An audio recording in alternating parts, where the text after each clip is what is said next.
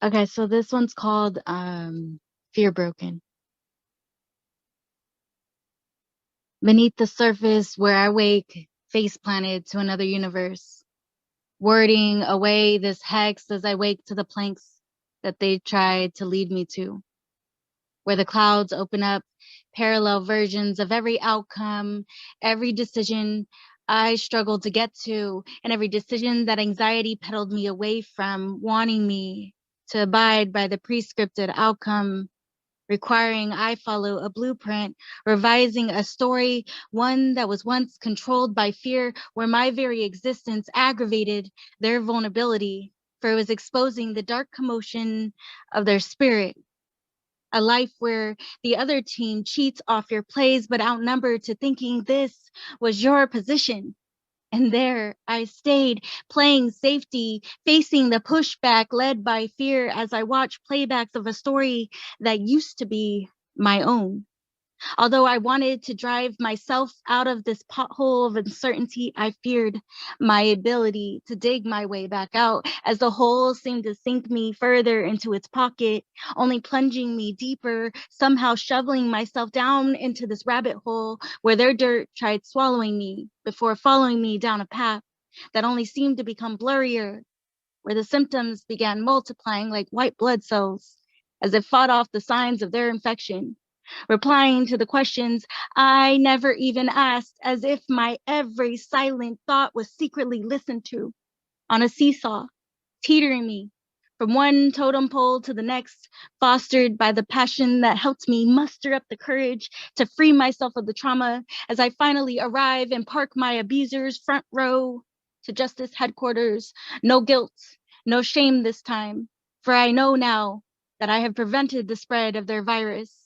I know now that they can finally be released of the pain of their guilt. I know now that they will learn from their actions as they've been forced to face them. I finally get to destroy the maps that have helped my predators telegraph my every move, where my new boundaries lessen the likelihood of anxiety inviting itself back into my conversation, where I no longer feel the need to explain to the devil's advocate as they've arrived just in time to herd with the rest of the sheep.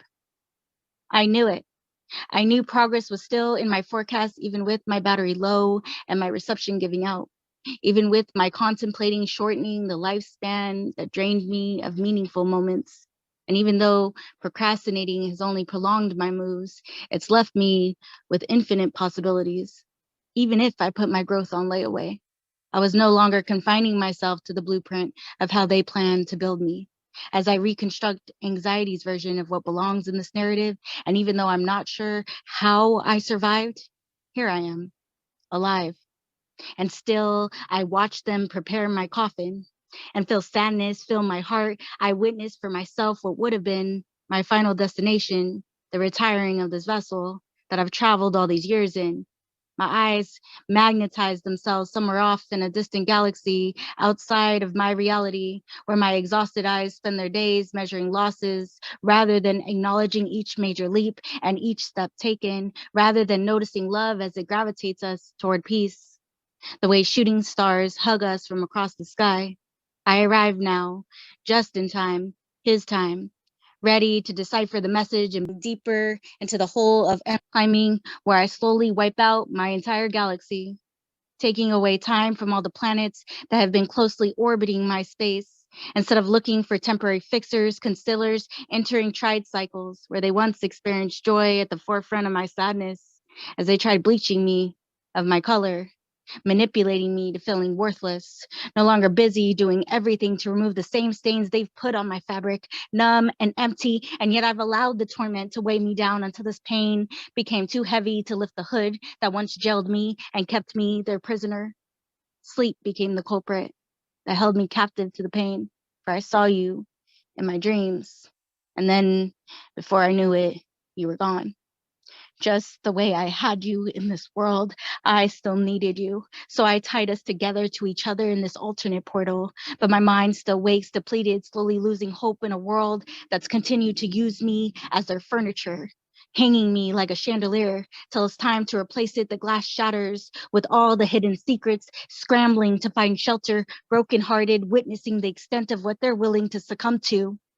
as they present themselves with authority, but quickly become submissive to the placebo effect. And I know they would gladly strip me of my dignity, pour the rest of me as my body dissolves into their hands, and never would they look back. They've buried me and their burdens. I'm dead, but I'm still alive, battling the demons that work me to fumes, that force my soul into overdrive as I feel the effects of their misery and still wonder where it came from, trying to save them as I swim across seas of their lead, imagining how it'd be to bask in fountains of paradise where thirst is quenched and their dirty water exposed, then filtered, then distilled by the rebirth of emotion. I get to turn a page by releasing the lever that once turned a bridge into a stone wall that once isolated us from our origins. Demons will thrive off any blood we give them. The bones of fear and evil lie at the dismembered heads of soulless skeletons from the past. The more we've become inconsiderate and emotionless, the more vulnerable we become to the dark holes that kidnap our souls. We vacuum away humankind. They say water is supposed to move freely, and so does frequency. And yet, we are careful not to stand out, not to make a splash, not to be noticed, not to be loud, nor silent, nor different from everyone else, because we live insecure, because we hold on tighter to the things we love and the pain we say we don't want to have. But if we know everything happens for a reason, then there's no reason to worry. For if it's given the choice and it chooses to fall like the leaves, it was never real to begin with. So, my friends, I woke again, tired. I wanted to sleep, but I'm grateful to wake up, even if I had to wake up in a cold room full of surgical instruments, some of which remain strapped to me. They say they have to. I suppose it's their way of trying to keep my broken pieces sewn together, and while my body drifted a portal, I feel more accepted by it. I return to remind you of the happiness that you've experienced, even in the small moments, to this world that keeps a gift that keeps taking. Poem.